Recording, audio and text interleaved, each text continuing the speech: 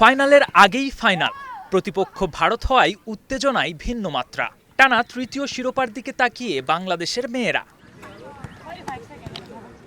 সাফ নারী চ্যাম্পিয়নশিপের প্রথম ম্যাচে মালদ্বীপকে ৪-২ গোলে হারিয়ে সেমিফাইনাল নিশ্চিত করে ঋতুপর্ণা আফিদারা।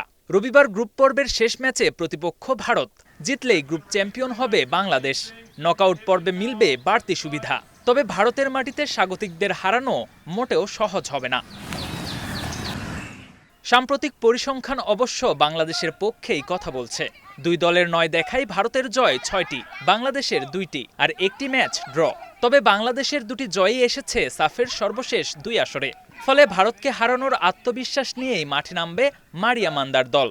ভারতের দুর্বল জায়গায় আঘাত করতে চায় তারা। ইন্ডিয়া টিমে কি কি দুর্বলতা আছে সেগুলো ওই জায়গাগুলো ব্রেক করে আমরা চেষ্টা করব আক্রমণ করার, এবং আমাদের যে উইকনেসগুলো আছে ওইগুলো ওভারকাম করার জন্য আলাদা করে সতর্ক থাকব। তবে ৫ বারের চ্যাম্পিয়ন ভারতও আছে দারুণ ছন্দে। টুর্নামেন্টের প্রথম ম্যাচে মালদ্বীপকে ১১-০ গোলে উড়িয়ে দিয়ে নিজেদের শক্তির জানান দিয়েছে স্বাগতিকরা। অন্যদিকে একই প্রতিপক্ষকে হারালেও বাংলাদেশের খেলায় ছিল কিছু অগোছালো মুহূর্ত।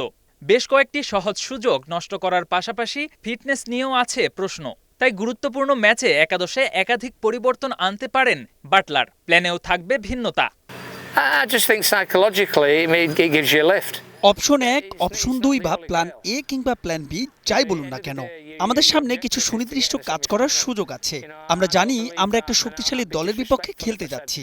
আমরা আমাদের কাজ করব এবং গত ম্যাচের ভিডিও অ্যানালাইসিস করে সে অনুযায়ী প্রস্তুতি নেব।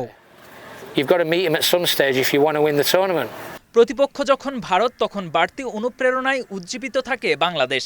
শেষ ২ দেখায় জয়ের স্মৃতি দিচ্ছে আত্মবিশ্বাস। সেই ধারাবাহিকতা ধরে রাখতে পারলে সেমিফাইনালে তুলনামূলক সহজ প্রতিপক্ষ পাবে লাল সবুজের প্রতিনিধিরা। ২০২২ সালে স্বাগতিক নেপালকে ৩-১ গোলে হারিয়ে প্রথমবার সাফের শিরোপা জেতে বাংলাদেশ।